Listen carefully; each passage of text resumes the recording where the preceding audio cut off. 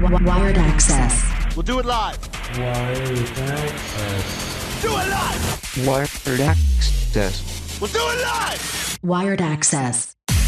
Welcome to Wired Axcess Podcast, where I'm your host, DJ K-Dub Omaha. Today, as I have done with many episodes, I'm bringing in a local area team. Let's say this, Nebraska team that has won a championship, which is something the state of Nebraska, as a college football that everybody wants to follow, has not done for a while. We have the Nebraska Pride head coach, Nancy Javaux-Major. Javaux-Major. Gosh, I was trying, and I'm one of those.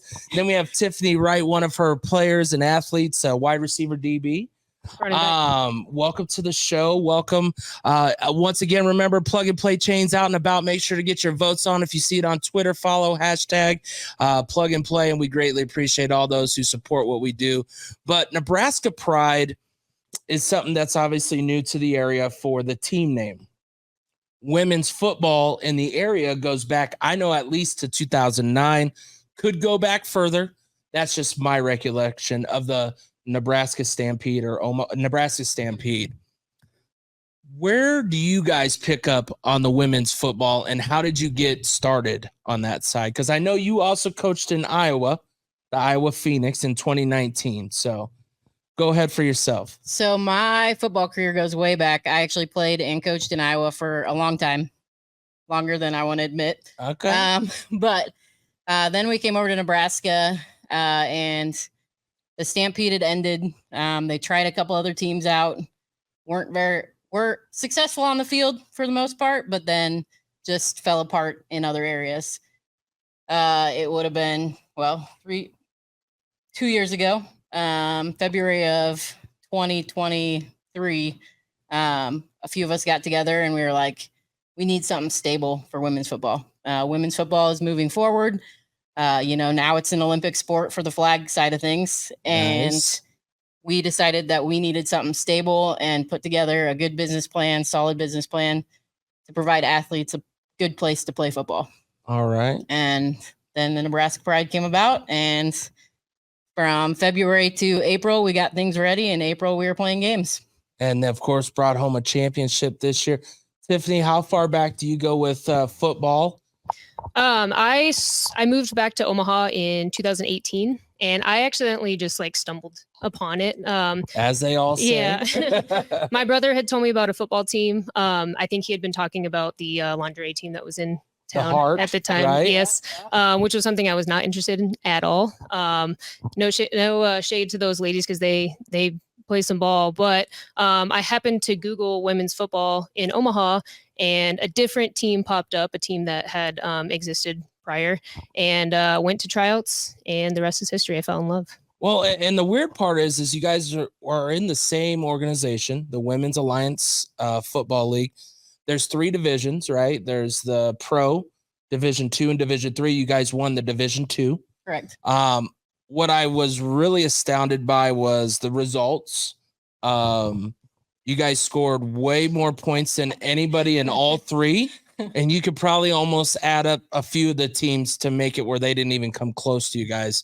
Your Division 2 had, is it 13 teams, 14 teams between the two? You had 2 conferences on that Division 2 compared to Division 3, which I think had 20 some. So what people don't understand is women's football, as you stated, is beyond Omaha, but it is starting to grow, and it's in major cities in DC, Dallas. I mean, I saw a lot of the local team cities that everybody had points with, whether it's football, basketball, hockey, all that, and now women's football. And it's obviously been around a while and growing. What does it mean to just even get that going back here in Omaha, and who's kind of what's the fire for? Why Omaha, Nebraska? We've got the athletes. Nebraska's not looked at necessarily as a football state anymore. I mean, in Nebraska we are. Nebraska, it's a football state, but anywhere else you go, Nebraska's not a football state. But we have the athletes here for everything we need. Obviously, the Supernovas bringing volleyball home. Men's indoor with the Beef bringing it home. Men's semi-pro, the Stockman, yeah. All of us bringing it home. We have the athletes here, and we want to showcase that. When I first came over to Nebraska and started, I was going to play, and then I had my knee replaced, and then I decided I was just going to stick to coaching. But when I saw the athletes here and the passion they had for the sport that matched my passion for the sport, like, we just knew that this was the place to start the Pride and get that organization going. And, last year we were really bummed that we lost the game to go to the championship, because we had it set out that we were going to do it. And so I think that really drove us this year. Our theme for the year was Earn It. And we had it on the back of all our shirts, all our jerseys, everything the players wore. It was Earn It. And they knew that in order to win the championship, we had to earn it. And that's what we showed up every game and did. The year before, I was at championship weekend, and I literally told all the teams, like, my team's going to play here next year. Let them know. I'm not coming to coach in the All-American game. I'm not coming to just hang out. Like, I'm bringing my whole team. And all of them were like, whatever. Like, Nancy, you don't know what you're talking about. Like, we've heard this before. Whatever. Like, teams say that all the time. All the coaches say that about their teams. But I was like, no, like, I'm doing it. And when we showed up, I had so many owners from other teams and stuff come up to me and be like, dude, we didn't think you had a chance. And then we started seeing your scores. And even when you were playing Division III teams, like, you played Division II teams and you did it. You played pro teams and you were bringing it. And they're like, paid attention. What would change, or what is the division divide up between pro, Division II and III? So a lot of it has to do with number of players, your demographics, and just like what you have available to you. A lot of new teams start out in Division III. Since Nebraska already had kind of a presence with football, they started us in Division II. But a lot of it has to do with numbers and what you're able to put out there. So, Tiffany, what sports did you play prior to this that made you go, you know what? I'm going to go out for football. This is what I want to do. So I was actually always in love with football from the time I was a little baby kid. I was the only girl in the flag leagues growing up in South Sioux City area. Always been a big Chiefs fan, big KU football fan, even though they kind of aren't very good. Hey, KU's had a little bit of fun this past few years, Yeah, they're the new Nebraska. I don't know what to say about that. They're in the games, but they lose. It's a whole thing. But yeah, always loved football growing up. But I did also play basketball, volleyball. More recently, I played roller derby for 5 years. That kind of gave me the taste of the hit, which I also fell in love with.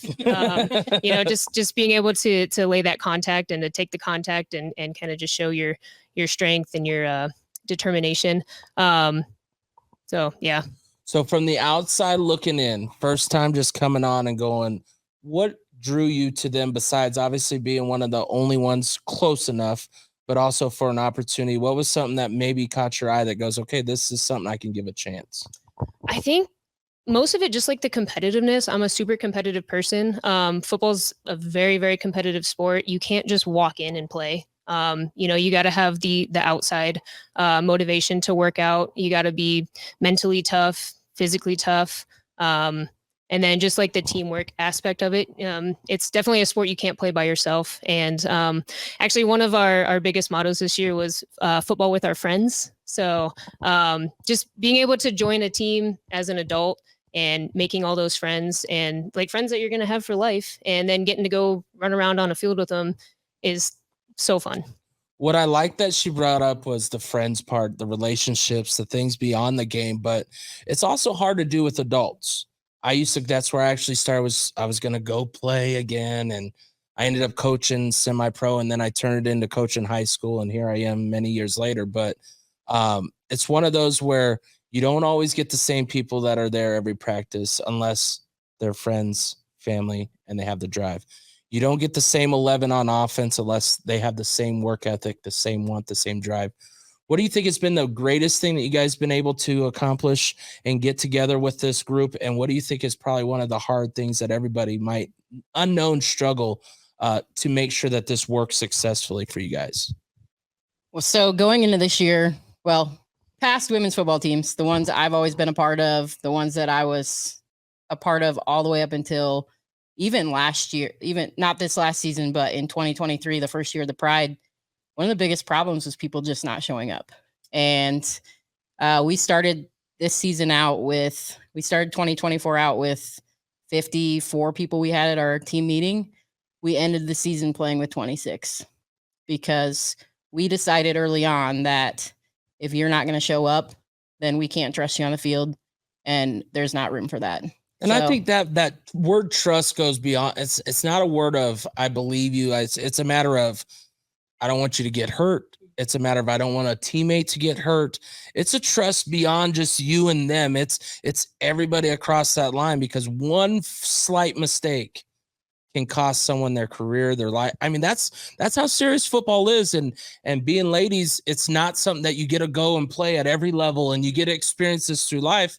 But if you're able to set the example at your level, it means a whole different story of saying, hey, these other teammates of yours have to trust that you're going to know what to do in the right scenario.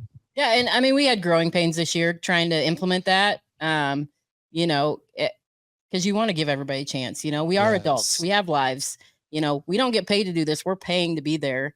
And, it's hard because you invest money, but then you also have to invest that time. And so we definitely had growing pains this year with implementing that. And we knew we would, because we went from very lackadaisical to no, like we want to win a championship. We want to move to the pro division. This is what it's going to take. So this last season was our growing pains, and people know we're serious about the standards now. And I think that that's one thing that is going to set us apart moving forward, even because we're moving up to the pro division.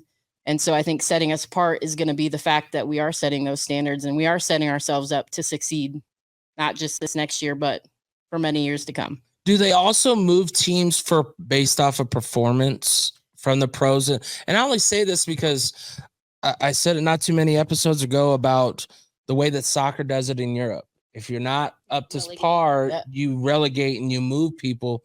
And obviously we're seeing it locally with high school football. They're thinking about with Class A. These things are important to teach people that just because you have that name Pride on your jersey doesn't mean that we're pro until we're pro. Doesn't mean that we're only Division II. We have opportunities and like you want to experience and get up there, but you know that it took the work to get there. Yep. So this year, so up to this year, it's always been if you win the division, you move up to the next division. Okay. They haven't moved teams down very often. And I think that's been kind of one of their downfalls is they don't year to year kind of evaluate, but they're finally implementing it. So if a team is in the top 10 2 years in a row in D2, then they get moved up to pro. And same thing with like, if you're not holding it together, you can't keep your season going, stuff like that, they will look at bumping you down. So they're going to start more of an evaluation process to keep the parity within the divisions rather than just, okay, you won a championship, now you move up. It's going to be, hey, you're the top competition. I know you didn't win a championship, but we need the top competition to move up and constantly be challenging the other people in that division. So they're starting to learn that that's something that needs to happen, and not just if you win a championship.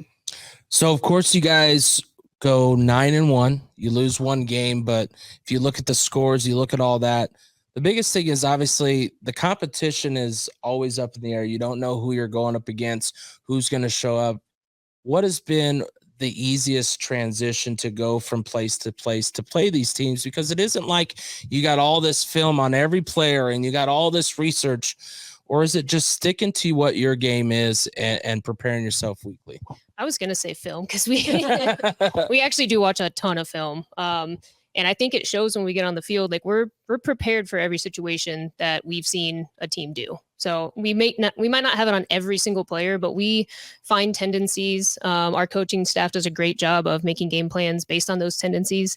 And the players do a really good job of studying up, asking questions, and then making sure that we're ready to go. You guys using Huddle like the high school and all that? Huddle. Easy stuff like that. Okay. Team meetings you guys do weekly. What is that like? What's the schedule like for you? We'll start with you as a player. What is your normal schedule through a month of football? So many Zoom calls. Those are getting lessened this year. We're condensing it. Yeah. So I think this last year we had 2 physical practices a week and then a Zoom call every other day of the week, it felt like. They were good though. I mean, it was kind of a lot, but it's part of the preparation and the commitment to getting better. So hopefully, yeah, those do drop down a little bit. But I mean, they paid off. So what can I say? Yeah, sometimes there's the unexpected things of account, and I think it also goes towards your guys' accountability. For sure. Hey, can you be there? Scheduling, working around these adults. What is it like as a coach, and how are you finding ways to maybe even help some of these people if they don't have a job that works around what you're looking to do, but something in their field?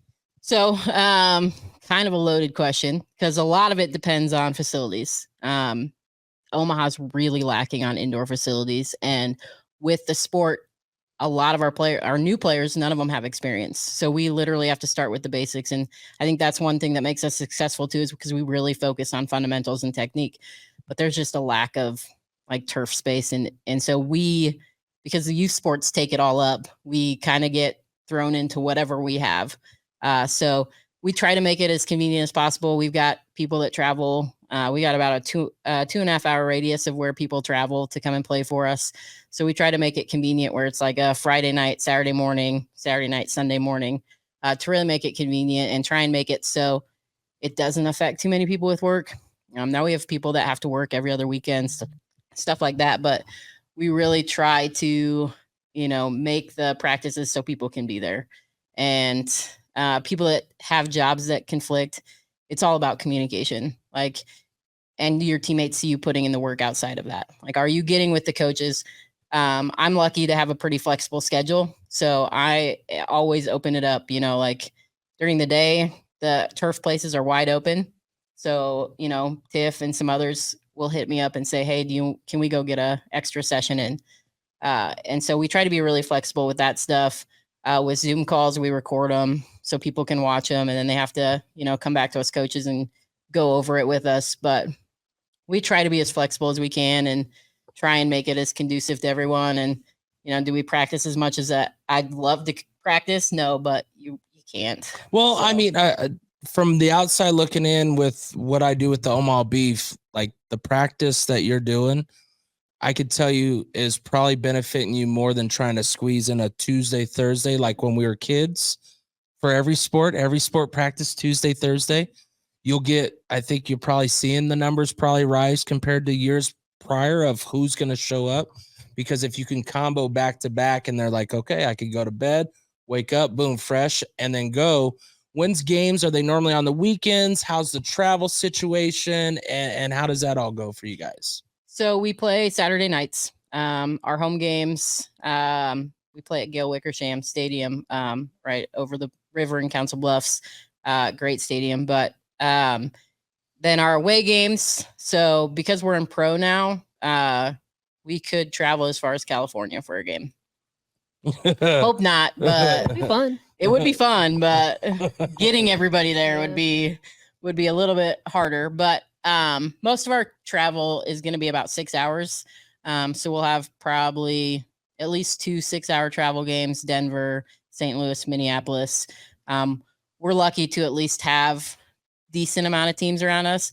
The reason I say we might have to travel to somewhere like California is because California doesn't have pro teams around them. The closest is Nevada. And then Nevada, the closest is Denver and California. So we're lucky to at least have teams in St. Louis, in Minneapolis, and in Denver that are all not a bad drive for us. Reasonable. As most people will say. But our players all carpooled to get there. And I mean, eventually road trip with my friends. Yeah, road trip with my friends. Eventually we'll get to the point where we'll probably have some kind of team travel. We've talked about if we do have to go to California, figuring out a way to do like a charter flight or something, because that would be cheaper than everybody buying $1,000 flights. And a 24-hour one-way road trip just doesn't sound fun. No. I was debating that just not too long ago as we were stuck in Miami. I was like, do I want to drive back? No, it just still took me 23.5 hours to get back. So it was either I was sitting in an airport or driving from Kansas City to finish the road trip. Like either way, I was on the road. But the travel, I think, and just what people have to put into this pro football, basketball, baseball, all that stuff. Some people don't understand sponsorships, How is that all going? And obviously, the reason I bring this up is I've seen that you guys have connected with Kenton Keith. Kenton Keith runs KPD, his workout, but he's also been throwing with you guys some training for female football players, which to me just connections in this area are so important, so key. How important is that aspect, and along with getting sponsorships? So sponsorships are a tough thing for a new team. I think once we have a few more years under our belt and businesses can see that we have that consistency. And I think it's also hard because there has been with women's football some fluctuation with, how the business is run. So I think really establishing ourselves and making sure that, when we talk to a business about sponsorship, they know our business plan, they know how we run, they know how we operate, and they can see that it's going to be a return on investment for them. I think that's the biggest thing that sponsors want to see. So we have some really great sponsors right now, and I think that will only grow. And if you're a business out there and you're looking for a good sponsorship, hit us up. A little pitch there. That's right. That's what it's all good for. But then like the connection with Kenton Keith is huge. We got that because we were working with Epic for Girls, which is a great nonprofit in the city, working to bring sports for all girls. But so if you don't know Epic, look them up. But so Kenton's wife actually does cheerleading. And so they brought cheerleaders to our games last year, which is super cool. I think we're one of the only teams in the league to have cheerleaders. I don't think I saw any cheerleaders. Yeah. Nice. Next year, we're hoping to bring add a mascot to that mix. But so that's how we actually got connected with Kenton, because his wife brought her cheerleaders out and he came and checked it out and he was like, oh, this is like legit football. Yeah. And that's what people say when they come and watch us, like, give us a chance, come out and watch us. Cause when you're missing football in the off season and you don't want to go see indoor, come watch us. And that's what I tell them about whether it's the football, the volleyball, basketball is now going with, we have a team that's locally in the old ABL. And they're doing good things, but like the local sports in Omaha is bigger than the state of Nebraska. I know that everybody relates Nebraska, but when you can't have the enjoyment at those times, why are people, it just bothers me when people go, I don't know about that. Mm-hmm. What is your biggest promotion? How are you really trying to get people to understand who Nebraska Pride is? Obviously, I've seen the news has interviewed you guys a few times, stuff like that. What is your guys' present on the social media? So, we're just trying to get content out there. We did a fun little Halloween one where we posted some of our players and people had to guess who it was, and just really making sure that our content is relevant. With Kenton, we're doing the free girls clinics. We're actually going to have a girls league this spring. So leading up to our games, we're going to have it's called flex football. So It's not 7v7, it's 9v9. So we add the line people in there, which just adds a little bit to it and makes it so anybody can play, not just the skill type positions. No offense. No, but I like that. We had a Omaha Beef player who was going to do some 7v7. He talked about the line play, and I think in order to really reach everybody, they have to know that the opportunity is available. If you know it's only the athletic guy or girl, then you're gonna disregard. You're not even gonna pay attention. But every position's needed in every position. Tiffany, for yourself, what is it seeing all this kind of grow on the backside? Obviously, you've played sports all your life, but doesn't mean that the support's been there, and you're seeing the growth locally along with nationally starting to get bigger. Obviously, the volleyball in Nebraska was the biggest thing, and people are trying to beat it. Now Nebraska's going to hold it in Pinnacle Bank just to beat the arena. So it's like, I just feel there's so much excitement around women and sports that it just, I don't know, it gives out that opportunity that people wish they had. Yeah.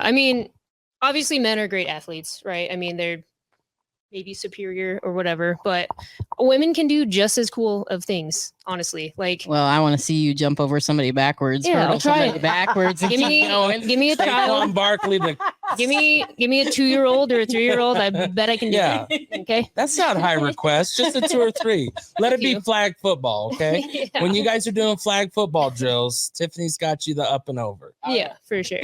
But no, I think the growth of women's sports is really cool to see. Kind of sucks that it's near the end of my career because I'm getting a little bit old, but it is really, really cool to see. The biggest thing though, like you said, it may be getting to the end of your time of playing, but doesn't mean you still can't influence what you're doing. And it may have never even crossed your mind to go, hey, I wanted to coach or can coach. It's crossed my mind. Okay.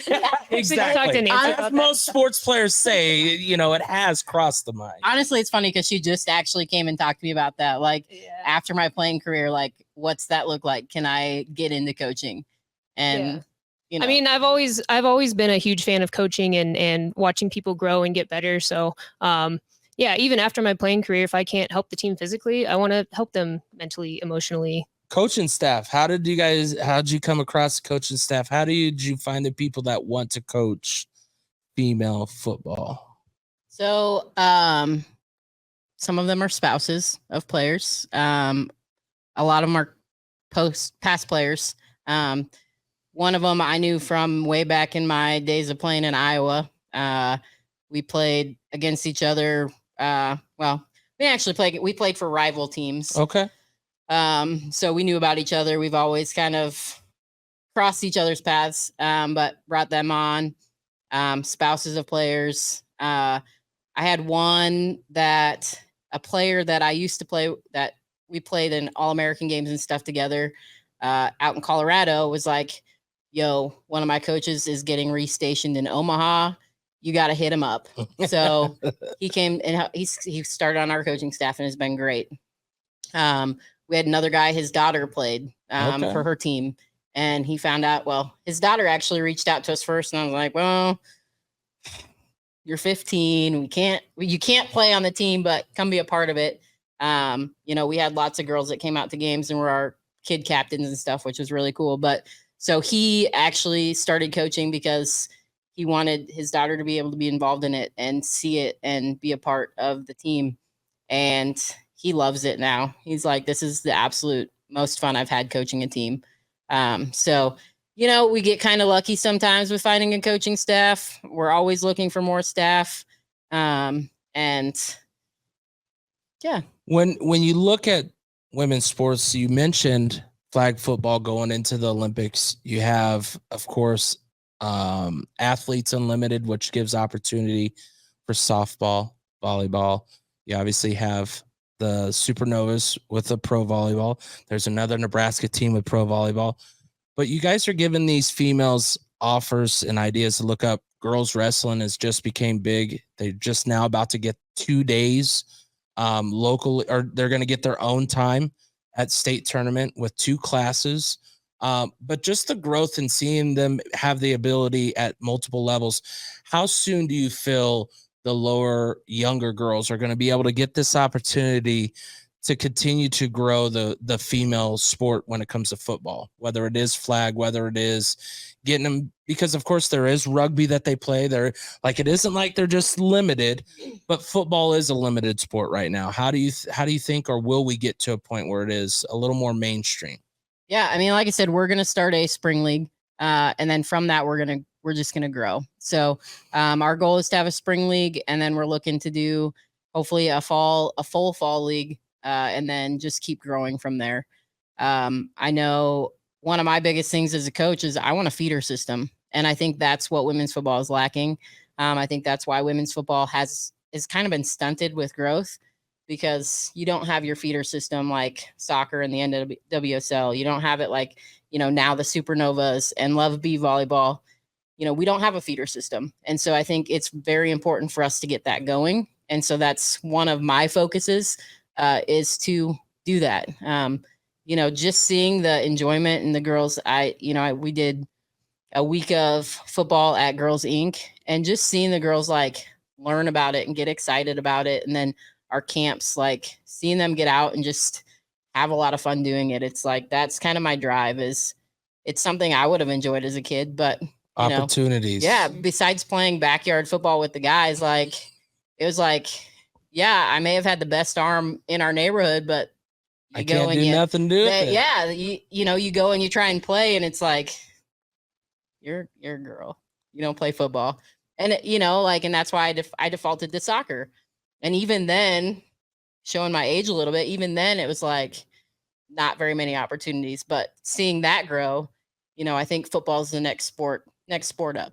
All right. I like that. Tiffany, if I'm a player looking to play and you're talking from the player's point of view, what's one thing I should know prior to even thinking this is what I want to do? And what's one thing you would tell season 1 rookie Tiffany that you wish you knew that you know now? I would just say you don't need any experience coming in. I know Nancy mentioned that earlier.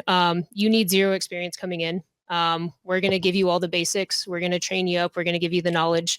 We're going to give you the skills. Don't be afraid. If you think you're too big or you're too small, that's absolutely false. We need people of all body types and sizes. So just check it out. We're a fun group to be around, I think.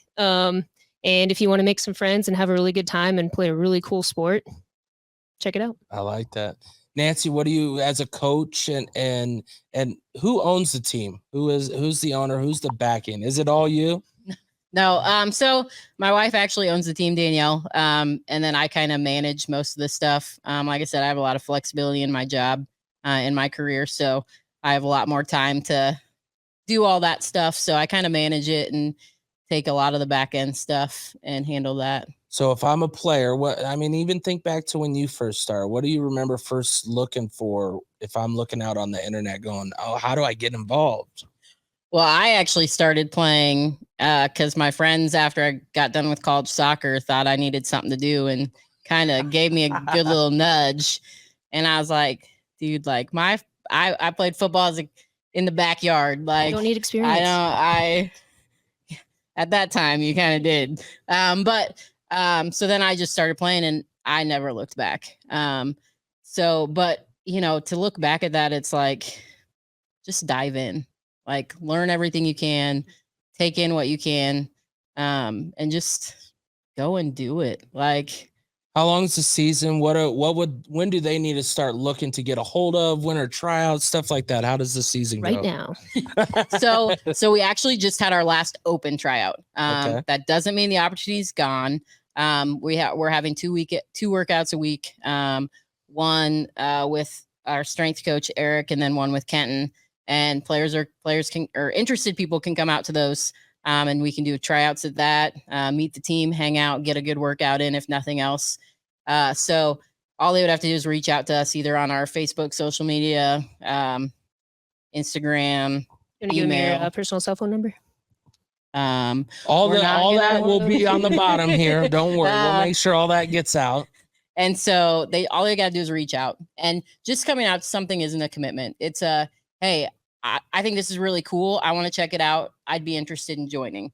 We might, twist your arm a little bit to try and get you to join, but come and see us. Come and check us out. If you've ever wanted to play football, I always tell people if it doesn't matter your age, there's a 65-year-old in the league that's still a starting DB for her team and holds it down. Going up against 20-year-old wide receivers. Write that one down. Age doesn't necessarily matter. Age ain't nothing but a number. I got tackled by Big Red. I think the last time I got tackled by her, she was 53, and it was the hardest hit I've ever taken.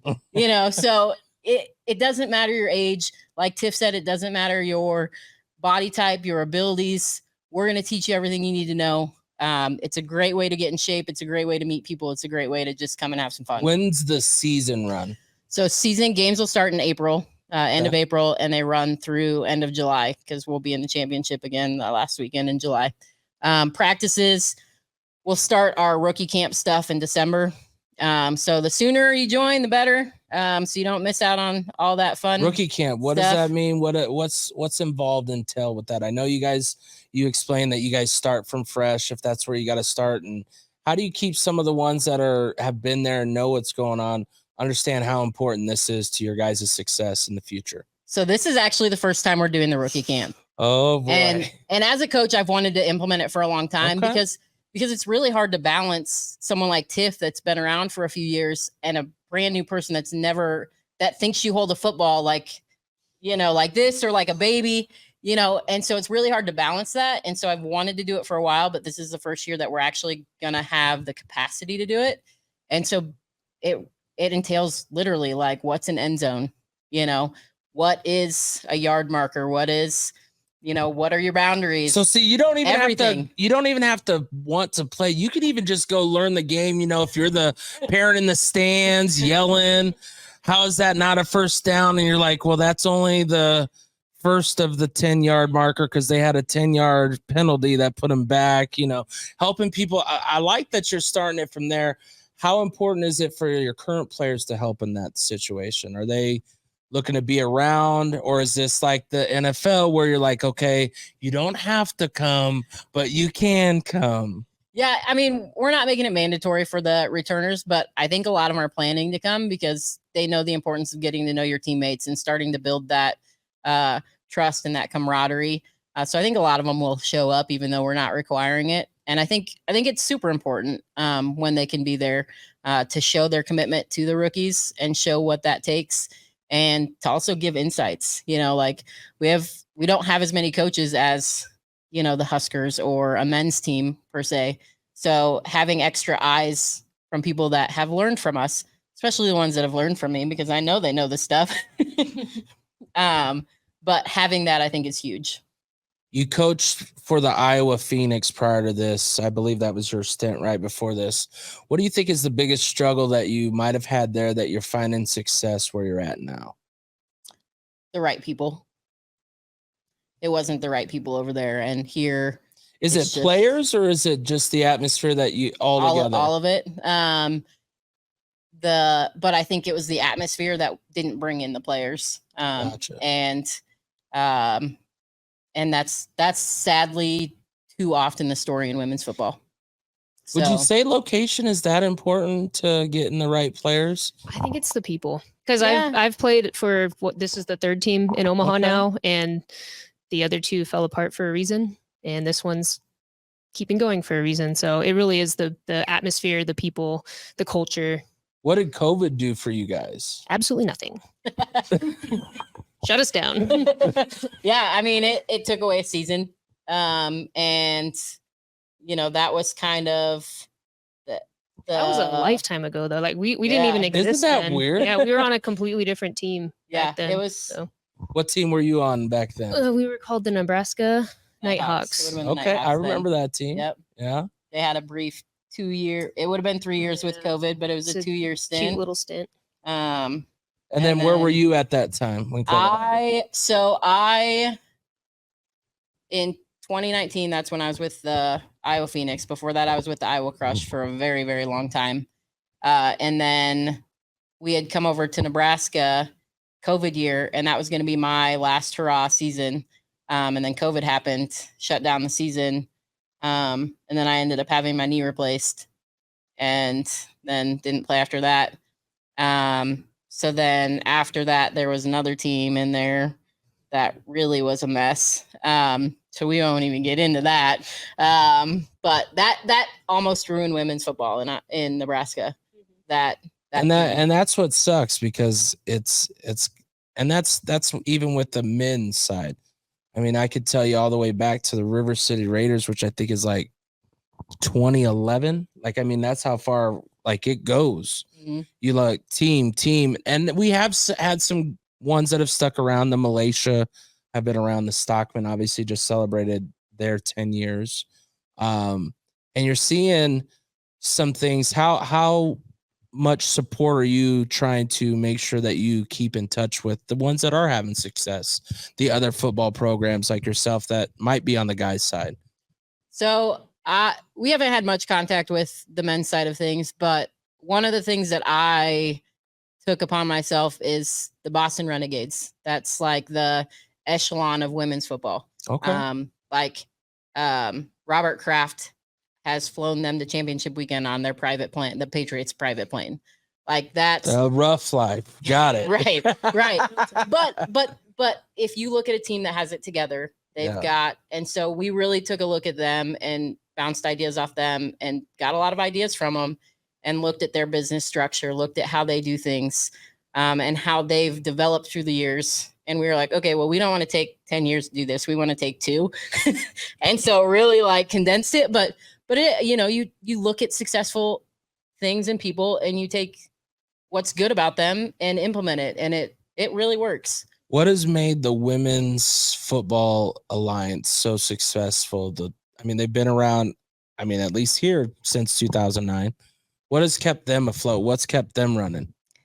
Women's desire to play football. Okay. That's Yeah. They do some good things. I don't know everything that they do, but like getting to play in the Hall of Fame field was really cool. There are cool things. Like that was a super cool perk. We get big fat rings for winning the championship. That's a cool perk. I think their media is pretty good. It's a good league to be a part of. Yeah. They've got a solid base. They've got a solid structure. But at the end of the day, it's women wanting to play football and them providing that platform. So I like it. Besides winning the championship, that's always everybody's dream. What's the goal for you in 2025? Tiffany?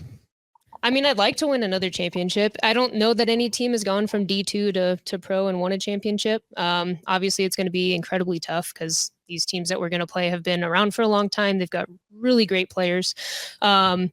So yeah, team goal, obviously it's always a championship. Personal goal, it's just to, continue to get better, continue to help my team any way that I can and be a good example to the newer players and the rest of my team. What's your favorite position that you get to play? Oh man. It's always been running. It's always been running back. I'd like to maybe transition a little more to wide receiver this year. I don't really know why, but it just seems, I don't know. I play on the WFA international team, and they've always put me at slot receiver. And one of my favorite players is Amon-Ra St. Brown, and he's a beast in the slot. And so just maybe kind of getting to do a little bit of what he does would be kind of a fun new challenge for me.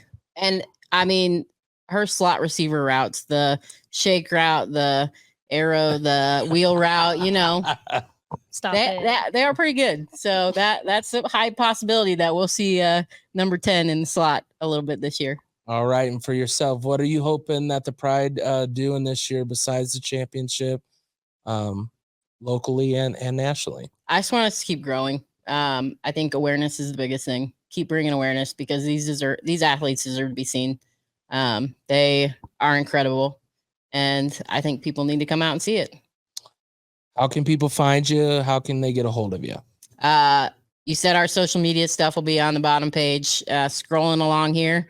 Yep. So look down here. But social media, get our following up, follow us. We'll have all our events on up there. all of them, the book, the X and the Instagram. I just know. So we're on Instagram and Facebook mostly. We have a Twitter account. We have a TikTok.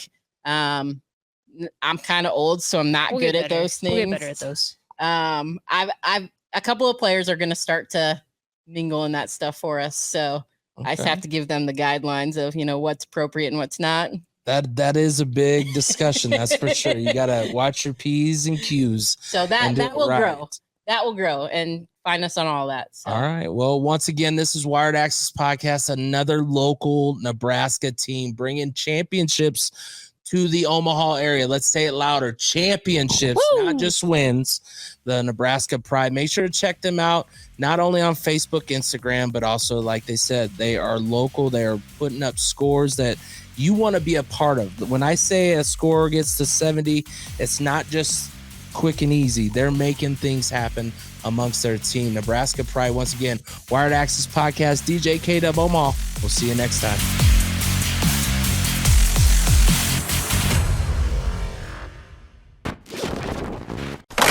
A Hurrdat Sports Network production.